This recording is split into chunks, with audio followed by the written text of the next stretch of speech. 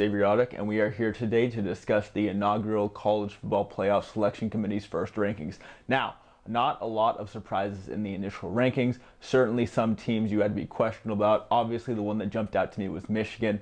For a team like Michigan, whose only loss is to Notre Dame, who you have ranked as your fourth team in the nation, a close loss at that, and since then has looked good every week, had a nice rivalry victory over Michigan State. For them to not be ranked in the top four, a little bit of a concern, but they're number 5 right in there. And with LSU and Alabama playing each other this weekend, certainly some movement for them to move up. And then remember, they still have their game with Ohio State to play at the end of the season. Ohio State right now ranked number 10, a little lower than I would have expected, but looking at the teams ahead of them, Oklahoma, Georgia, Michigan, Notre Dame, LSU, Clemson, Alabama, a lot of clarity going to be there. Obviously, Clemson, the only team ranked in the ACC in the top 10, certainly a down year for the ACC. Florida State, not what we expected. Louisville really struggling right now, questionable if they'll make a move on from Bobby Petrino. Syracuse has been good, but unfortunately they've suffered a couple of close losses. So, looking at the rest of their schedule, interesting to see what happens there with the Tigers. Obviously not a lot of room for them to lose. They probably have to win out to make the playoff. Now, with this LSU and Alabama thing, let's talk about the phrase unequivocally better. It has become the bane of most college football fans not residing in the SEC. Obviously, that term has been used by the selection committee, most recently last year when it was used to let Alabama into the playoff ahead of conference champion Ohio State. Already we're seeing that term come into play.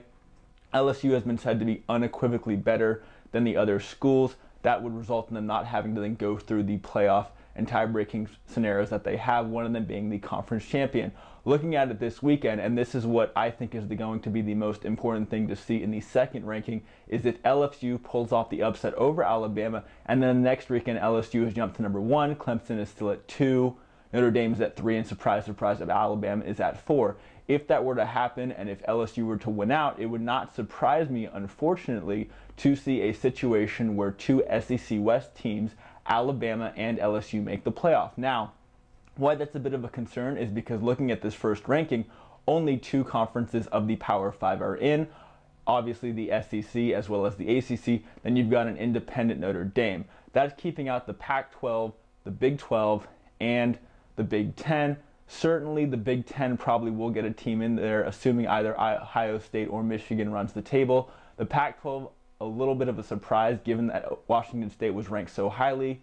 However, I think what keeps them out is what a lot of people say is that non-conference record. Not a lot going on there. Not a lot to help their resume. And going forward, they not only have to probably win the Pac-12, run the table, but more importantly, they have to hope for their teams ranked above them to give them some help. We'll see how that goes. Now, speaking of another conference that's been left out, the Big 12, I still think Oklahoma has a very good shot of getting in. Certainly the loss to Texas resulted in them taking a step back, but there's a good chance that they get that back. Also, they have the added hype of Kyler Murray, who is probably Tua Tagovailoa's biggest competition in the Heisman race. That will keep things interesting. It would be a very nice sub-storyline if those two teams were to play each other. Then, one of the more interesting things to talk about, and this is really my biggest issue with this initial ranking, is the way that the group of 5 has been ranked. The committee initially said, well, we don't rank on last season, but UCF, which granted they are undefeated, but if you look at their resume, there's not a lot to boost them there. Yes, they did lose out on a game against UNC due to Hurricane Florence, but it is hard for me in my mind to justify that a win over a bad Power 5 team would really do that much for them.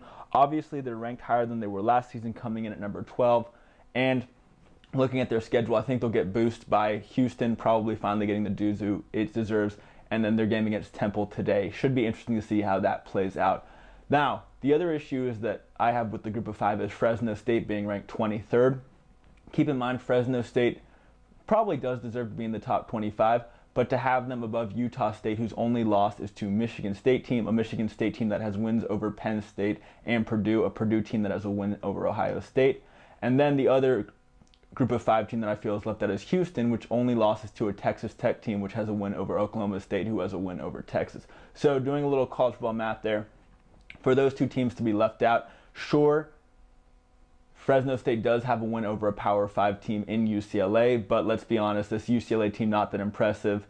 Certainly a down year for Chip Kelly's squad as they look to rebuild. So I don't think in my mind that should count more than Utah State's close loss to the Michigan State team. Again, a Michigan State team which still very much can be a threat to other teams' college football playoff hopes.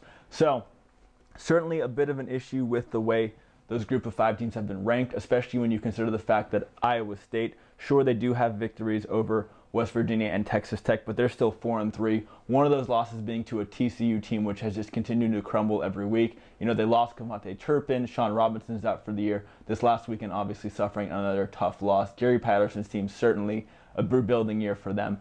But we're going to get a lot more clarity after this weekend. Like I said, going forward, many of these teams in the top 10 still will have to play each other. Georgia certainly right now the odd man out of the SEC, even with that win over Florida. Going to be interesting to see where the Bulldogs ultimately end up in this thing. But the committee continues to do its thing. Definitely going to learn a lot going forward. Tell me what you guys think. Who would be your top 4? Again, this is Inside You, the College Sports Podcast. I'm your host, Xavier Audick, signing out. Bye.